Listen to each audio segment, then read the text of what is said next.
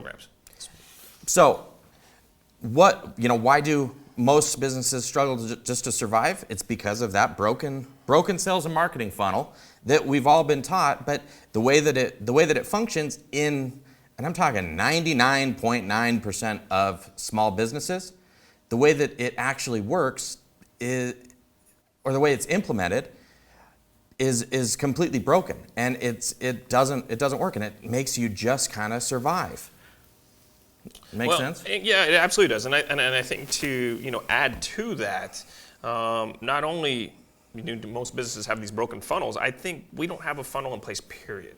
We're kind of, speaking personally for myself, I'm kind of I didn't want to ever really spend the money. I've kind of been taken. I felt that that a lot of marketing guys were kind of shysters and kind of taking advantage of me. And are we allowed to say shyster on this? I don't know. I hope so.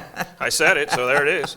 But I kind of felt like that I was definitely getting hosed, and so consequently, what I did is I took it on myself. I was a do-it-yourselfer. Maybe I went to a couple little clinics, or I do some online webinar, seminar type stuff, and I tried to figure out. And what I really realized through this whole process is that all I was doing, I've been focusing on one spoke of the marketing wheel, and maybe I'd bring in 2 or 3 spokes, not understanding that, hey, you know what? It takes 50 spokes.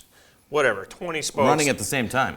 In that wheel, yeah. The whole wheel to make it completely turn. It's just like on a bike, I mean, if your bike wheel only has a quarter of the spokes, it breaks. Yeah. And mine has definitely been broken for a long time, and it's finally all coming together. But it's taken a long time to learn this myself, and so I guess anymore, what I've figured out through this process is surround yourself with the right professionals like yourself. They're very niche-y, and don't be scared to spend some money in it, because you know what? You're going to get your investment back. Time and time again. You know what I mean? And that's what it comes down to. From a business owner, that's all I care about. I have no problem spending money on tangible assets, buildings, equipment, all these things, and like we spend big money. But all of a sudden we start looking at marketing and like, oh my God, what do you mean you want me to spend $100,000 in marketing? Well, you just spent several $100,000 buying a building, whatever, on computer software to run your business, but it's like we don't want to invest on that whole marketing process, and it is an investment, and we have to look at it that way, as an investment. You will get it back via income and also via the sale of your business. Let's be real, right? I mean, the higher sales we have, right, the more that we can sell that business for. So we get really hung up on focusing on income and not wealth and building the value of an asset.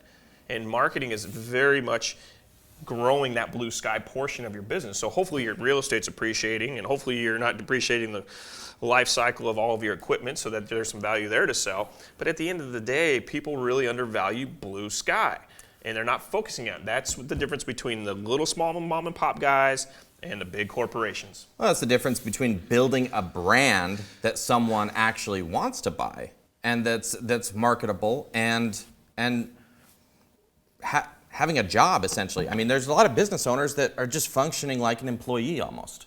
And to your point on spending money, how much money do most businesses have no problem dropping money on leads, right? Yeah, without having true ways to convert those leads. And we'll cover that as well as we walk through things this season. So what ultimately helps small businesses, the difference in helping a small business absolutely thrive, is lifecycle marketing.